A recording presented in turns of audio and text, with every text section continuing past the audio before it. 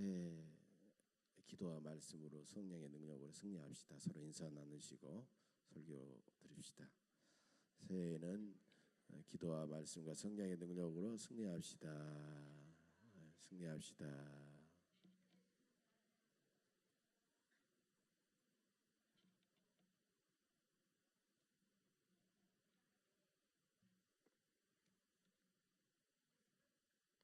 새해를 맞이하여 교우 여러분과 여러분의 가정, 또 여러분의 직장 일터, 그리고 우리 예원교회, 그리고 우리 민족위에 하나님의 은혜와 평강이 넘치시기를 축복합니다. 금년은 기해년 60년 만에 돌아오는 황금 돼지해입니다.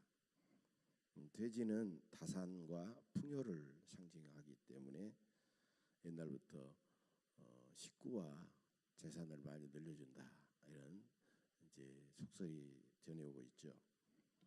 식구가 늘어나고 재산이 늘어나는 일은 우리 하나님께서 하신 일이지만 그러나 우리는 세상의 재산 늘리고 세상의 식구 늘리는 일에도 힘써야 되겠지만 열심히 전도해서 영혼을 구원해서 우리 믿음의 식구, 믿음의 형제들을 늘리고 또 하나님께서 여러분의 살림과 우리 교회 재정도 넘치도록 풍요롭게 하셔서 금년 한 해는 크게 발전하고 부흥하고 풍성해지는 그런 한 해가 되시기를 간절히 축복합니다. 그렇게 하기 위해서 교우 여러분들에게 7가지를 이 시간 먼저 부탁을 드리겠습니다. 여러분 전면에도 새로 받겠습니다만 금년도 우리 교회 표어가 하나님께 기쁨을, 이웃에게 감동을입니다. 우리 한번 함께 할까요? 하나님께 기쁨을, 이웃에게 감동을. 예, 금년에 교회 여러분은 좌우지간 교회에서든지 사회에서든지 가정에서든지 무엇을 하든지 항상 하나님을 기쁘시게 하고 사람에게 감동을 주는 그런 일에 최선을 다하시기를 간절히 바랍니다. 두 번째로, 금년에 여러분은 서로 만나면 활짝 웃고 따뜻하게 다가가서 인사를 좀 잘하시기 바랍니다. 예, 우리 교회는 앞으로 아주 인사를 잘하는 교회가 됩니다. 인사를 잘하는 교회. 아이고 권사님 오셨습니까? 아이고 집사님 오래간만입니다. 활짝 웃고 손을 들어서 또 다가가서 따뜻하게 맞이하시고 그렇게 인사를 잘하는 그런 교회가 되셨으면 좋겠어요. 2019년도에는. 그래서 여러분들의 자녀들도 인사 잘하도록 가르쳐야 됩니다. 예, 인사 잘하면 어디 가든지 환영받고 인기 있고 승리할 수 있어요. 예, 그런 한 해가 우리 2019년에는 돼야 되겠다라는 것입니다. 세 번째로는 금년에는 좀 감사 생활에 좀 힘쓰시기를 바랍니다. 예, 그래서 오늘부터 감사 일기 노트를 제가 갖다 놨는데 이게 어떻게 소문이 돌았는지 전국에 지금 감사 일기 노트 막 열풍이 불었어요. 서점마다 감사 일기가 막 동이 나가지고 그래 가까운 데서 우선 지금 갖다 주셨더니 한 30권만 가져다 줬어요. 그래서 감사 일기 하루에 딱 5가지 쓸만한 그런 노트로 되어 있습니다. 그래서 1년 동안 쓸 수 있게 되는데 똑같은 감사만 쓰지 마시고 매일 새로운 그런 감사를 여러분들이 만드시고 경험하시고 그렇게 하셔서 감사를 쓰시는 거예요. 거기다가 그래가지고 매일 감사 일기를 쓰시고 또 나중에 이제 상반기에 우리 구역이 목장으로 바뀔 텐데 목장 주일 오후에는 목장 모임을 갖습니다. 목장 모임 때 예배를 드리고 목장별로 또 감사를 함께 나누는 그런 시간을 가지려고 합니다. 특별히 오늘 오후에는 이 감사의 목회로서 크게 교회를 일으키고 또 사람들에게 기쁜 감동을 주는 임수은 목사님이라는 분을 영상 설교를 통해서 은혜를 받으려고 합니다. 오늘 오후 예배 때 많이 참석해 주시면 감사 일기 어떻게 쓰고 어떻게 감사를 해서 우리가 은혜 받고 그분이 뇌간에 암이 낫고 놀라운 가정의 변화가 일어난 거예요. 감사 생활만 했는데 그런 놀라운 일들을 오후 예배 때 저희들이 좀 보려고 합니다. 여러분께서 오후 예배 때 특별히 많이 좀 참석해 주시기를 바랍니다. 신앙생활의 네 번째로 신앙생활의 기본은 역시 주일이죠. 여러분 주일을 빠지면 다른 어떤 일을 하더라도 그건 기본을 잃어버리는 거예요. 그래서 주일 예배를 비롯해서 모든 공적 예배에 빠짐없이 참석해 주시기를 바랍니다. 금주부터 수요 예배를 밤 예배로 드리지 않고 아주 굉장히 교통이 혼잡해서 거의 한 평소에는 20분 거리에 있는 그 거리도 그때는요 1시간에 걸쳐서 오는 거예요. 그래서 수요일 오전 10시에 과감하게 바꿔서 예배를 드리려고 합니다. 여러분께서 힘들더라도 수요 예배에 많이 참석해 주셔서 수요 예배 오전에 잘 옮겼다 이런 생각이 그런 말을 듣도록 여러분께서 많이 수요 오전 예배를 많이 이용해 주시면 고맙겠습니다. 저녁 예배 안 드리는 겁니다. 수요일 저녁에 저녁에도 드리고 오전에도 드린다 이렇게 잘못 생각하고 계시는데 저녁에 드리는 예배를 오전 예배에 드리는 거예요. 그렇게 여러분께서 해주시고요. 그 다음에 아까도 말씀드렸습니다. 금년에는 구역을 이제 목장으로 바꾸려고 합니다. 그래서 목장의 책임자 리더가 목자가 되고 또 이제 그 목자를 보좌하고 목자를 돕는 사람이 예비 목자가 되는 거예요. 그래가지고 목장 모임을 활발하게 해서 교육과 예배와 친교와 전도의 사역을 목장을 통해서 해나가려고 합니다. 여러분께서 많이 협력해 주시고 기도해 주시기 바랍니다. 또 금년에는 교우들께서 관계전도 또 생활전도 많이 해주셔서 만나는 사람들에게 전도하고 또 찾아가고 섬기고 구제하고 그래서 많은 사람들에게 감동을 줘가지고 금년에는 교우 여러분들께서 한 분 이상씩 꼭 전도할 수 있도록 전도의 열매를 맺을 수 있도록 여러분께서 최선을 다해 주시길 바랍니다. 7번째로 나라 경제는 여전히 어렵습니다. 나라 경제가 갑자기 좋아질 리가 없어요.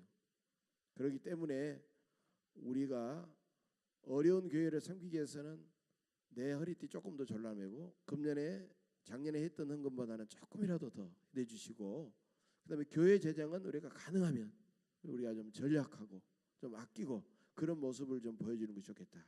그러면 이 7가지 별것 아닌 것 같은데 이 7가지를 꼭 지키면 우리 하나님께서는 우리 교회를 더 평안하게 해주시고 부흥하고 성장하게 해주실 줄로 믿습니다. 오늘 본문에서 예수님은 생배 조각을 낡은 옷에 붙이지 않고 새 포도주를 낡은 가죽 부대에 넣지 않는다라는 그런 아주 알듯 말듯한 오묘한 말씀을 우리에게 주고 계십니다. 생배 조각을 낡은 옷에다 붙이면 생배 조각이 강한 힘 때문에 낡은 옷이 찢어진다라는 거. 그다음에 발효력이 대단히 강한 계속 발효하고 있는 그 새 포도주를 낡은 가죽 부대에 넣으면 낡은 가죽 부대는 그 새 포도주를 이게 보관할 수가 없는 거예요. 이게 탄력성이 떨어지고 낡아서 그래서 찢어진다라고 그렇게 말씀하고 있습니다. 여러분 예수님께서 이 비유를 말씀하신 이유가 그 앞에 14절에 나오고 있죠. 세례 요한의 제자들이 예수님을 찾아왔습니다. 우리와 바리새인들은 금식을 하는데 왜 당신과 당신의 제자들은 금식하지 않습니까? 라고 그렇게 물었어요. 여러분 본래 개인이나 백성이 슬픔을 당하거나 죄를 지으면 하나님 앞에 죄를 뒤집어쓰고 금식하면서 회개를 했거든요. 그런데 예수님 당시 유대인들은 그런 의미보다는 하나님을 잘 믿는다는 그런 표시로 나 경건하다라는 그런 표시로 그들은 늘 1회 2번씩 꼬박꼬박 금식을 했던 것입니다. 그런데 예수님은 금식을 강조하지 않았어요. 예수님은 딱 한 번 금식했습니다. 공생에 출발하기 전에 성령에게 이끌려 광야에 가서 예수님은 40일을 금식하셨어요. 그 이후로 예수님은 금식했단 말이 나오잖아요. 오히려 세리와 죄인들과 함께 밥상에서 잡수시고 포도주도 나누시고 막 이렇게 나누셨기 때문에 요한의 제자들은 예수님이 못마땅하고 또 예수님이 진정으로 원하는 금식은 뭔가 그런 생각이 듣고 싶어서 예수님께 물었던 것입니다. 그런데 예수님은 이 질문에 대해서 이렇게 대답하십니다. 혼인집 손님들이 신랑과 함께 있을 동안에는 슬퍼할 수 있느냐? 그러나 신랑을 빼앗길 날이 이르니 그때는 금식할 것이니라. 여러분 예수님은 금식 자체를 부정한 것이 아니죠.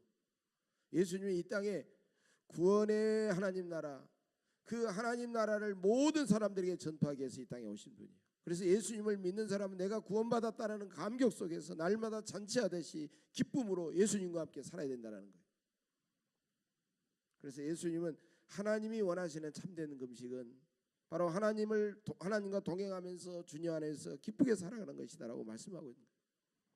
또 예수님은 생배 조각을 낡은 옷에 붙이는 자가 없고 새 포도주를 낡은 가죽 부대에 넣지 않는다라고 어찌 보면 동문서답과 같은 그런 대답을 하십니다.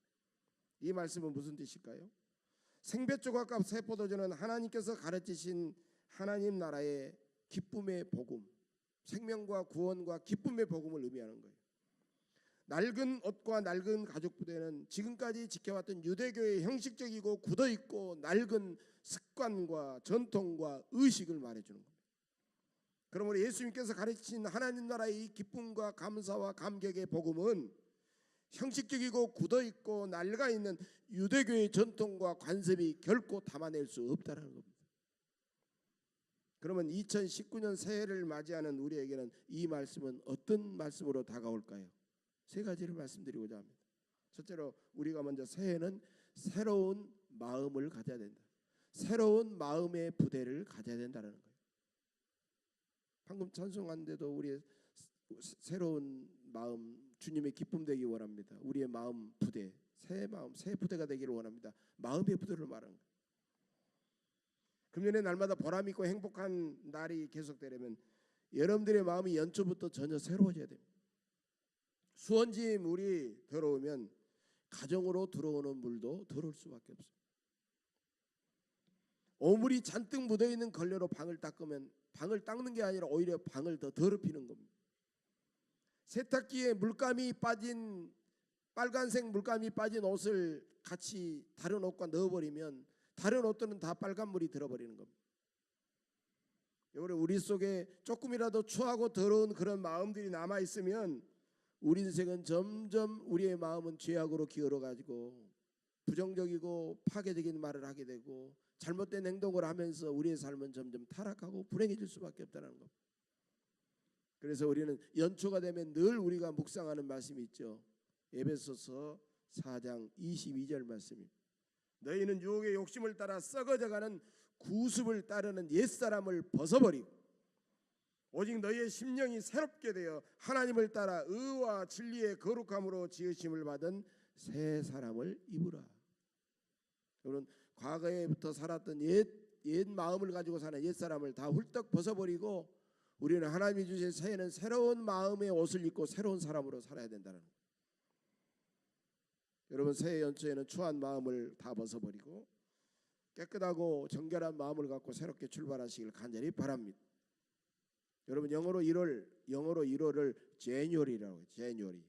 제뉴얼이라는 것은 로마의 신하인 이 야누스라는 그 신의 이름에서 따온 거예요.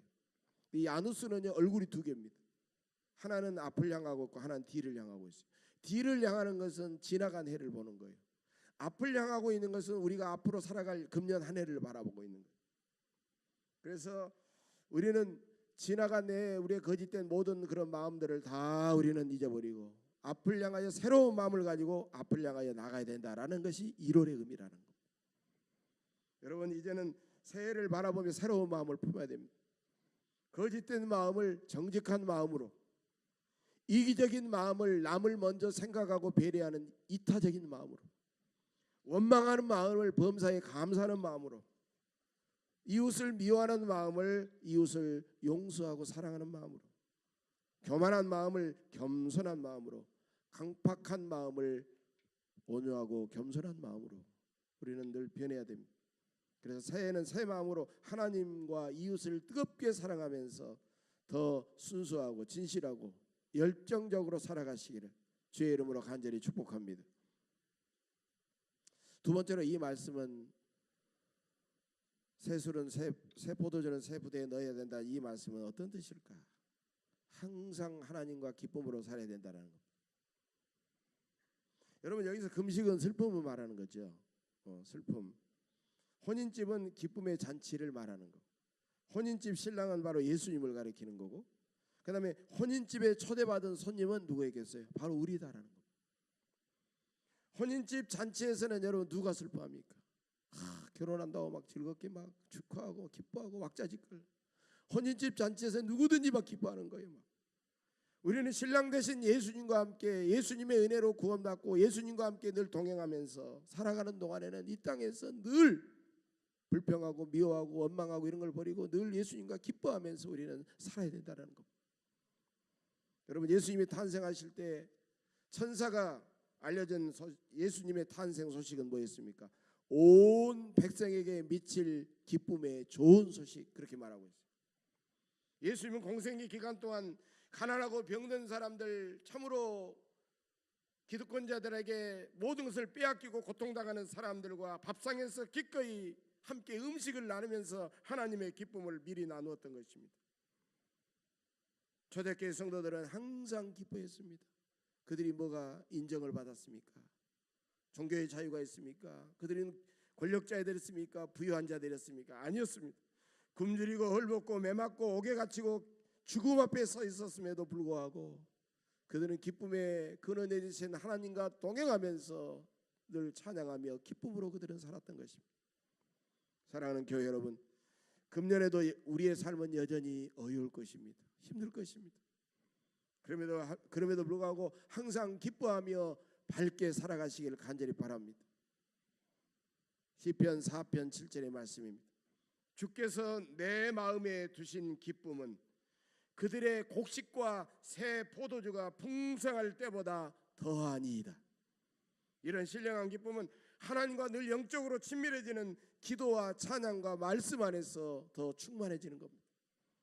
또한 우리는 주님의 기쁨이 되고 매사에 주님의 말씀에 힘들더라도 순종할 때 이런 기쁨을 누리게 될 것입니다. 금년에 항상 이런 기쁨을 늘 누리시고 여러분들이 기쁨의 좋은 바이러스가 되셔서 늘 이웃에게도 이런 기쁨을 전파하시는 여러분들의 삶이 되시기를 간절히 축복합니다. 세 번째로 새 포도주는 새 부대에 넣어야 된다라는 이 말씀은 어떤 뜻이 있을까? 모든 정해졌다는 운명론을 버리고 우리 주님이 주시는 권능으로 새로운 일을 계획하고 도전하고 승리해야 된다라는 주님의 말씀입니다. 새해가 되면 많은 사람들이요 토정 비결을 봐요. 신년 운세를 봅니다. 어떤 사람은 아예 그냥 점장이 집 찾아가는 사람도 있어요. 금년 운세가 어떻게 되는 것인지. 근데 이 사람들 가운데는요 기독교인들도 상당수가 된다는 거예요. 놀라운 일입니다, 여러분. 여러분, 살아계신 창조주 하나님을 믿는 우리가 무당에게 우리의 신년 운세를 물어보고 점쟁이에게 우리의 운명을 내어 맡긴다? 얼마나 여러분 자존심 상하고 우스운 일입니까? 어떤 사람은 또 무슨 꿈을 꾸면요 꿈자리가 왜 이러지 하고 막 불길하니 하면서 꿈을 꾸고 굉장히 고민하고 불안해하고 두려워합니다. 여러분, 이런 헛된 마음의 부대에는요 하나님이 부어주시는 새로운 희망과 용기와 하나님이 주시는 놀라운 복을 담을 수가 없는 겁니다. 여러분, 우리는 꿈은 자기 마음대로 꿀 수가 없지만 그 꿈은 우리 마음대로 해석할 수가 있는 거예요. 우리가 자기의 운명이 확정되어 버렸다고 믿고 우리가 불안하고 두려워하면서 그렇게 살아가기를 하나님은 원하지 않으십니다. 새해를 시작하면 내게 정해진 운명은 전혀 없습니다, 여러분. 하나님이 주시는 새날, 새희망, 새결단, 새롭고 밝은 미래만이 우리의 앞길에 하나님께서 펼쳐주실 줄로 믿습니다. 하나님은 역사의 주인이시고 우리의 생사복을 주관하시는 분이십니다. 위대한 인물들은요 정해진 운명을 믿지 않는 사람들이에요. 생사복을 주관하시는 하나님만 믿고 꿈을 꾸고 새로운 일을 계획하면서 위대한 일을 이루어냈던 사람들이 위대한 믿음의 사람들이었어요. 새해는 새로운 일을 행하시는 하나님을 믿고 뜨겁게 기도하면서 매 순간 최선을 다해 살아가시기를 간절히 바랍니다. 하나님은 당신을 믿고 순종하는 사람들을 사랑하시고 그들에게 놀라운 축복과 영광을 내려주실 줄로 믿습니다. 우리 앞에 여전히 어려운 시련과 역경이 몰려올 것입니다. 우리는 여전히 나를 시기하고 미워하고 박해하고 방해하고는 까칠하고 힘들고 어려운 사람들을 여전히 우리는 만나고 상대할 것입니다. 그러나 우리가 하나님의 사랑과 능력을 믿고 최선을 다하면 하나님은 우리가 그런 것들을 피할 수 있게 해주시고 극복할 수 있게 해주시고 오히려 합력하여 선을 이루며 하나님이 우리에게 기대하시는 놀라운 일을 기적처럼 이루어낼 줄로 믿습니다. 중세계의 위대한 레오나르도 다빈치와 함께 중세계의 위대한 천재 화가여 조각가인 미켈란젤로가 있습니다. 여러분 앞에 보이죠? 화면에 바로 저 천지창조에서부터 시작해서 성경에 나와 있는 위대한 성화를 그린 사람입니다.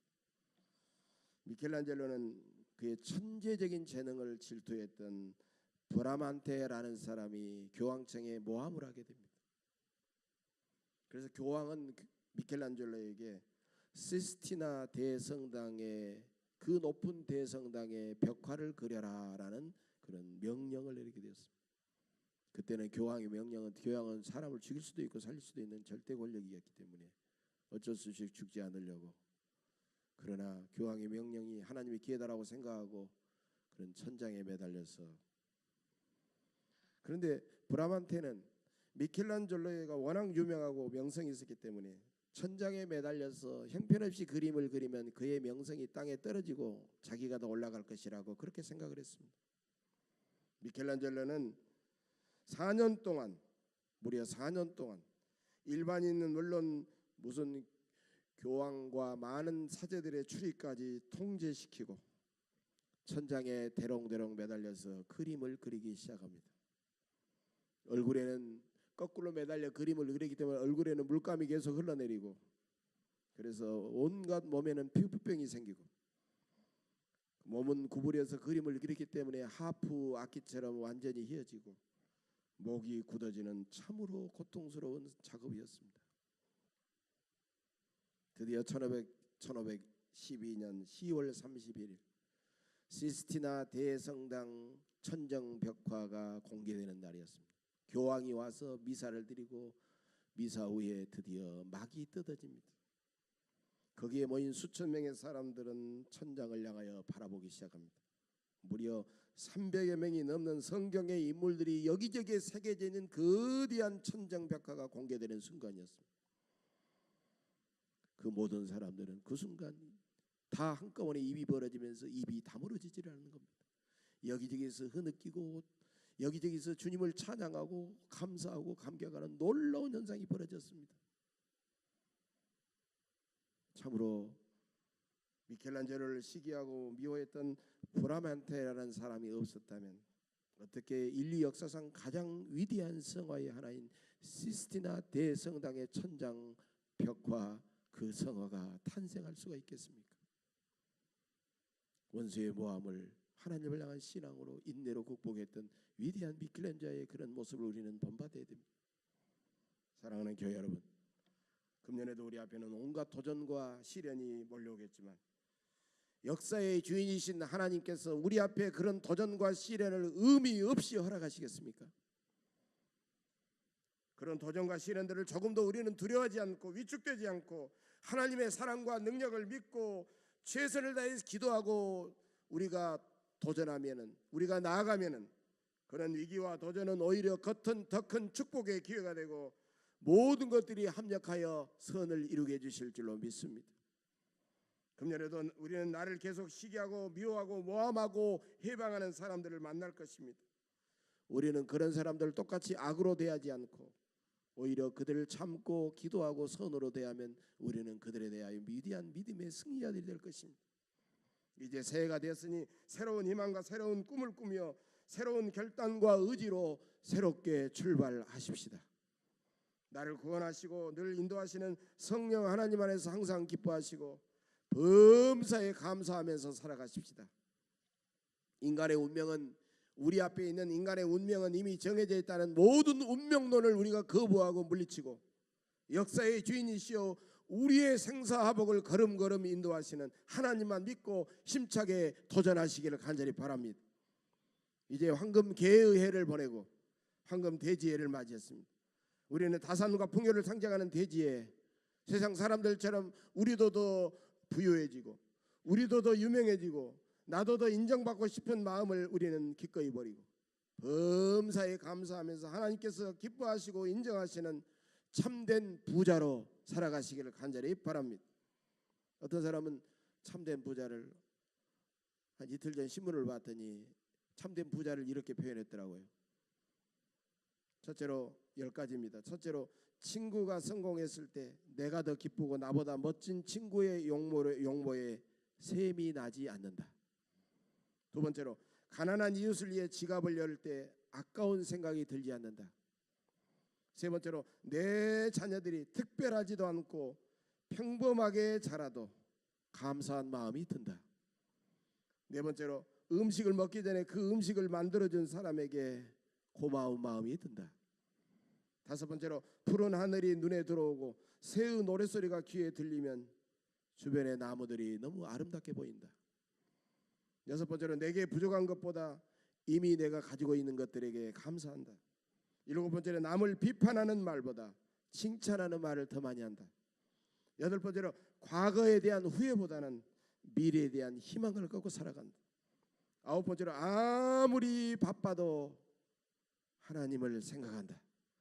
열 번째로 나의 죽음에 대해서 확신과 자신이 있다. 여러분, 이런 사람이 진짜 부자라는 겁니다. 여러분, 세상의 것들 조금 가지지 못했을지라도 주님 안에서 이런 부유한 자로 살아가시기를 간절히 바랍니다. 우리 사회가 여전히 혼란스럽지만은 한국 교회와 우리 교회는 여전히 우리의 사회의 우리 민족의 희망입니다. 금년에도 여러분은 그리스도인으로서 모든 예배 생활에 승리하시고 우리 교회를 변함없이 사랑하시고 충성하시기를 바랍니다. 새해를 맞이하여 새로운 마음을 품고 그 마음속에 기쁨과 감사와 자족하는 마음을 가득 채우시며 하나님의 도우심으로 새로운 꿈을 꾸고 새로운 일을 계획해서 도전해서 승리하시는 여러분들의 삶이 되시기를 주의 이름으로 간절히 축복합니다. 기도하겠습니다.